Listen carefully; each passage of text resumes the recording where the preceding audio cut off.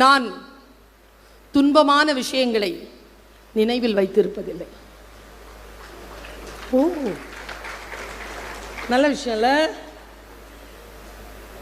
யாராவது வந்து எனக்கு நேர்ந்த துன்பத்தை நினைவுபடுத்தினால் நான் என்ன செய்கிறேன் தெரியுமா? நான் அதை மறந்த வினாடியை நினைவில் கொள்கிறேன்.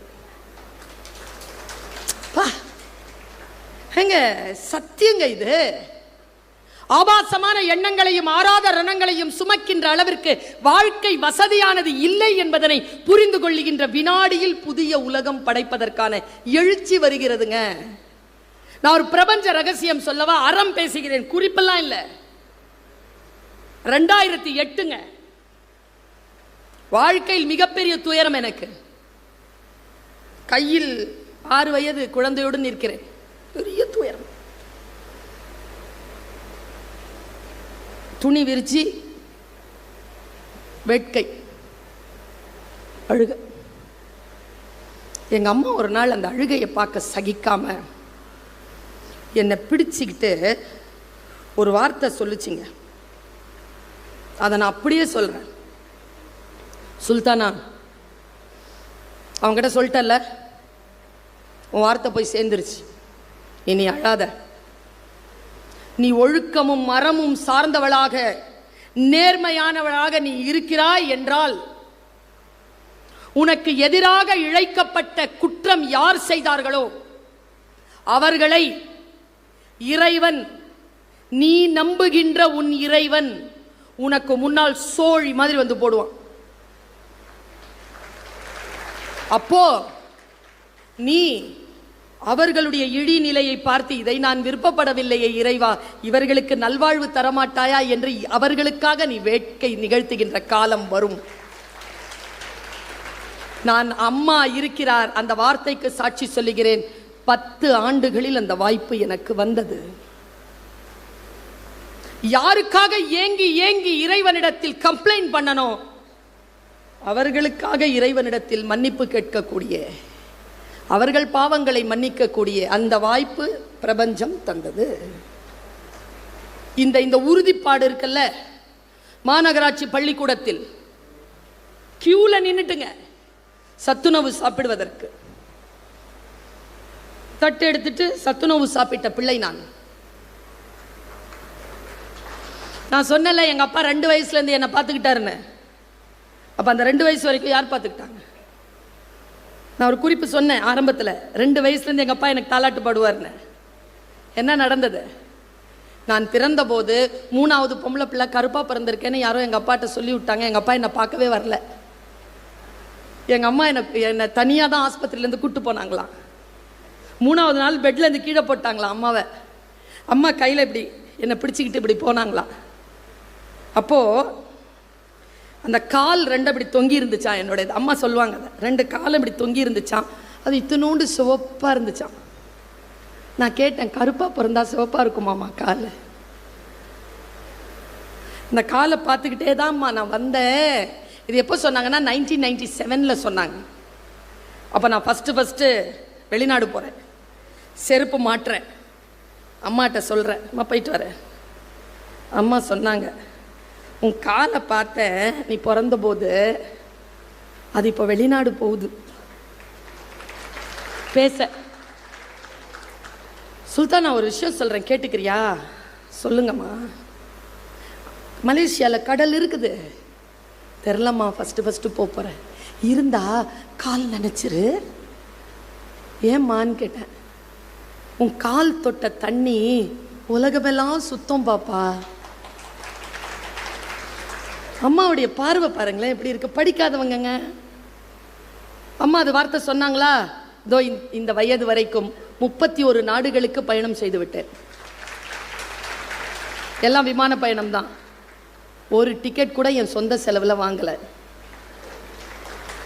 இன்னைக்கு கூட சேலத்துக்கு விமானத்தில் தான் வந்தேன். மாவட்ட ஆட்சியர் அலுவலகம் தான் டிக்கெட் வாங்கி கொடுக்குது. இறை ஆசி, பெரியவர்களின் அருள், அவர்கள் பெருங்கருணை எல்லாம் இருந்தால் உனக்கு வாசிப்பு பழக்கம் வரும். அதை வைத்துக்கொண்டு உலகத்தை நீ விலை பேசலாம். படிங்க, என்ன இருந்தாலும் படிச்சிருங்க. படிப்பதிலிருந்து முகத்தை திருப்பிக் கொள்ளாதீர்கள், படித்து விடுங்கள். ஒன்று என்ன தெரியுமா, இன்றைய குழந்தைகளிடத்தில் நான் பார்க்கின்ற குறைபாடு என்ன தெரியுமா, உங்களை பாராட்டிக்கிட்டே இருக்கணும், கொஞ்சிக்கிட்டே இருக்கணும். எங்கள் அம்மாலாம் பாராட்டது இல்லை. ஒரு நாள் பாராட்டுறேன்ற பேர் வழியா சொல்லி என்னை பாராட்டி விட்டுருச்சு எங்கள் அம்மா. என் பிள்ளைய எப்படி வளர்த்து வச்சிருக்கேன் தெரியுமா, ஆம்பளை மாதிரி வளர்த்து வச்சிருக்கேன்ருச்சு எங்கள் சித்தப்பாட்ட. எங்கள் சித்தப்பா போன உடனே நான் சொன்னேம்மா, இது வரைக்கும் நீ என்னை கெட்ட வார்த்தையில் திட்டினதே இல்லை, ஏம்மா இன்னைக்கு திட்டினீங்க? என்னடியா சொல்லிட்டேன் நான், ஆம்பளை மாதிரி வளர்த்து வச்சிருக்கேன். அண்ணன் உள்ள தூங்கிட்டு இருக்கு, கூப்பிடு, அதுக்கிட்ட என் முன்னால் சொல்லு, என் பையனை நான் பொம்பளை மாதிரி வளர்த்து வச்சிருக்கேன்னு. அப்போ அது பெருமைனா இதுவும் தான் எனக்கு பெருமை, அது திட்டுனா இதுவும் எனக்கு திட்டு தான். எங்கள் அம்மாட்ட நான் சொன்னேன். யாரை போலவும் யாரும் இல்லை. நம்முடைய அடையாளம் நம்முடையது, நம் சக்தி நிலை நம் சக்தி நிலை. எதற்காக இன்னொருவர் போல் நாம் மாற வேண்டும்? பர்வீன் சுல்தானா போல் பேச வேண்டும்? ஏன், நான் தான் பேசிட்டு இருக்கிறேன்ல, நீ உன்ன மாதிரி பேசு. அவங்கள மாதிரி ஆகணும், அவங்க தான் ஆகியிருக்கிறாங்களா, அவங்கள மாதிரி ஏன் நீ ஆகுற? A replica, have a new version. புதிய அவதாரம் எடு, புதிய அவதாரத்தோடு வா. உலகம் புதியதை விரும்புகிறது. பாராட்டை எதிர்பார்க்காதீங்க. நாங்க காலேஜ்ல படிக்கும், நான் பாடம் நடத்திட்டு இருக்கிறேன். நாக்ல பயங்கர பிரைஸ், காலேஜ்ல 5 ஸ்டார் வாங்கிட்டோம். எங்க ஐயா மூசா ரஸா எங்க எல்லாருக்கும் கதை சொல்றாரு. நாங்கெல்லாம் பாராட்டு கிடைக்கும்னு உட்காந்துருக்கோம். எங்க 5 ஸ்டாருங்க, நாக்ல பிரமாதமான பொசிஷனுங்க, ராத்திரி பகலா வேலை செஞ்சிருக்கோம். அவர் பத்மபூஷன் ஐஏஎஸ் ஆஃபீஸரா இருந்து பத்மபூஷன் வாங்கினவர். அவர் வந்து ஜம்மு அண்ட் காஷ்மீருக்கு ஃபர்ஸ்ட் செக்ரட்டரியா இருந்தவர். நம்முடைய இந்திரா காந்தி அம்மாவுக்கு ஆலோசகர், ஃபர்ஸ்ட் ஆலோசகரா, அட்வைசர், பிரைம் மினிஸ்டர் அட்வைசரா இருந்தவர். எங்களுக்கு அவர் தலைவரா வந்தார். அவர் சொல்றாரு, என் வாழ்க்கையில் அதுக்கு பிறகு யாரேனும் என்னை புகழ்ந்து பேசினால் இறைவன் மிக பெரியவன் சொல்லிட்டு நான் நிறுத்திடுவேன், மண்டையில ஏத்திக்கிறதே இல்லை. ஏன் தெரியுமா, வெற்றி என்பது ரெஸ்பான்சிபிலிட்டி. சூப்பரா பேசிட்டேன் அப்படிங்கிறதுனால அதே மமதையோட வந்து நின்னு வச்சுக்கோங்க, ஃபெயில் ஆயிருவேன். சூப்பரா பேசினா என்ன அர்த்தம்னா, அதை விட சூப்பரா பேசு, அதனால தான் கூப்பிடுறோம். ரெஸ்பான்சிபிலிட்டி, எல்லாமே ரெஸ்பான்சிபிலிட்டி தான். நான் இவ்வளவுக்கு 30 ஆண்டு காலமாக பேசுறேன். எதற்காக இந்த நோட்ஸ்? அப்படியே பேசிடுவீங்களா மேடம்? நம்மளாம் பேச முடியாது. பேசுனீங்கன்னா அதே தான் பேசிட்டு இருக்கீங்கன்னு அர்த்தம். அப்படியே பேசுறீங்கன்னா அதே பேச்சு தான். புதுசா பேசுறீங்கன்னா நோட்ஸ் எடுக்கணும். புதுசா யோசிக்கிறோம்னா, படிக்கிறோம்னா ப்ரிப்பரேஷன். ஒரு பறவை பறக்கின்ற பொழுது ப்ரிப்பேர் ஆகும், பார்த்துருக்கீங்களா? ப்ரிப்பேர் ஆகாம பறக்க முடியாது. அந்த ப்ரிப்பரேஷன் பண்ணி பறந்து இலக்கை எட்டிய பறவைகளுக்கு பேசுறாரு எங்க ஐயா. ஒரு சிற்பி இருந்தானா, அந்த சிற்பி கிட்ட ஒரு மாணவன் ஜாயின் பண்ணானா. நாங்க எல்லாம் கேட்டுட்டே இருக்கோம், ஏதோ ஒரு அடிக்க போறாரு.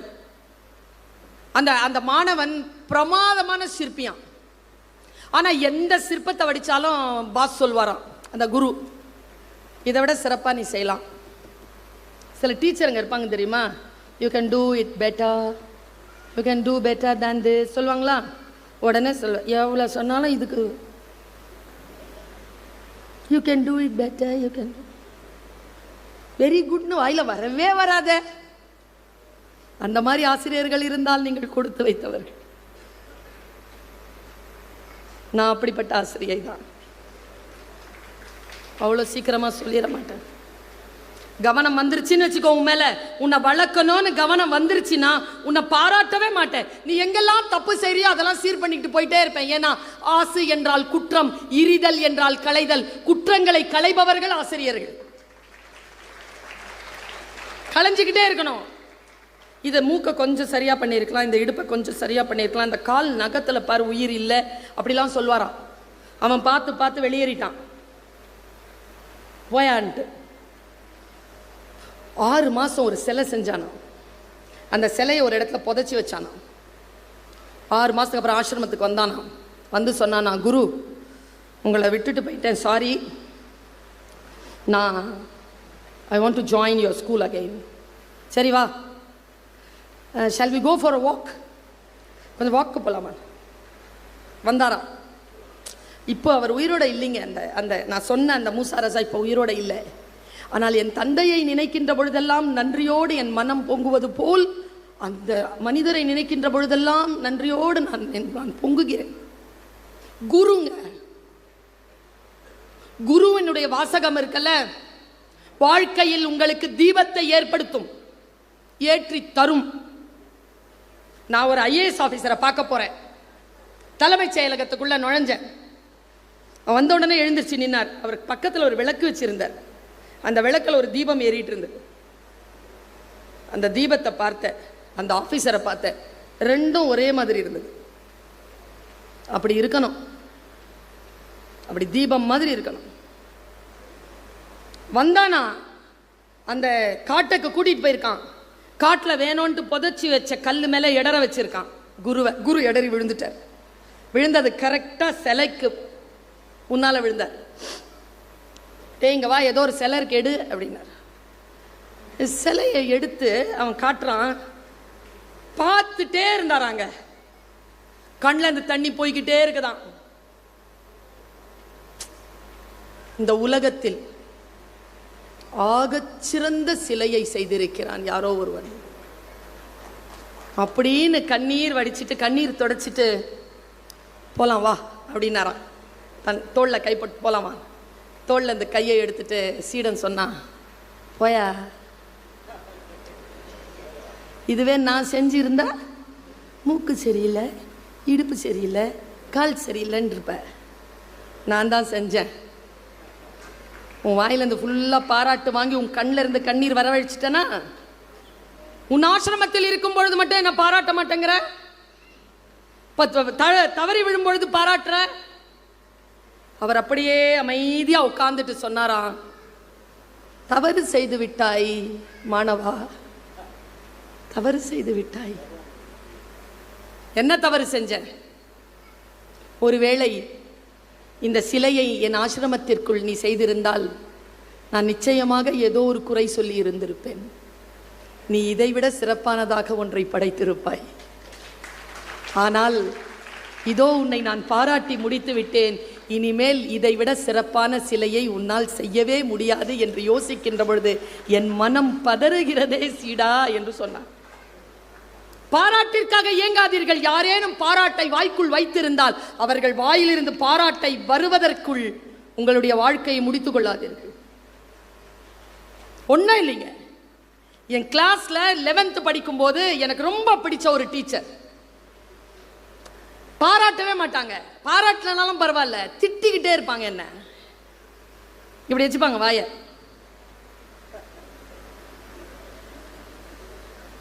ஹோப்லெஸ், உட்படவே மாட்டேன் அப்படிம்பாங்களா. பார்ப்பேன் உங்களை, ஒன்றும் சொல்லலைங்க. நான் எப்படி வளர்ந்தேன் தெரியுமா? இந்த வார்த்தைக்கு பதிலே சொல்லலைனா அடுத்து அடுத்து எவ்வளவு கப்பு வாங்கி கொடுத்தாலும் அப்படிம்பாங்க. எப்படி ஜெயிச்சேன் தெரியுமா?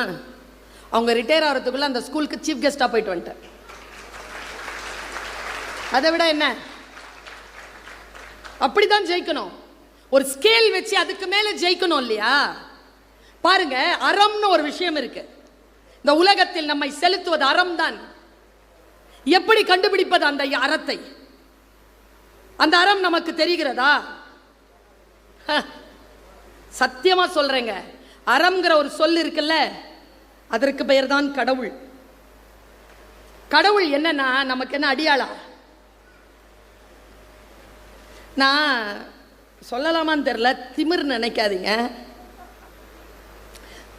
துவா செய்வேன். நான் துவா செய்யும்போது ஒன்று தோணுமா மனசில், நான் சொல்ல மாட்டேன்.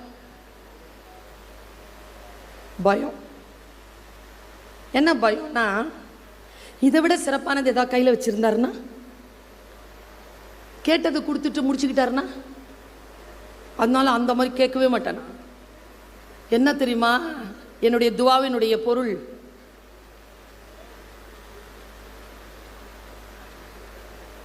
எனது தேவை என்ன என்று படைத்த உனக்கு தெரியும்.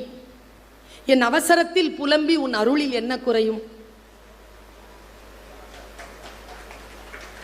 அப்படி ஒரு ஃப்ரெண்ட்ஷிப் வச்சிருங்க. அப்படி ஒரு ஃப்ரெண்ட்ஷிப் வச்சிருங்க. எதை கேட்டாலும் அவன் விருப்பத்தில் கேளுங்கள்.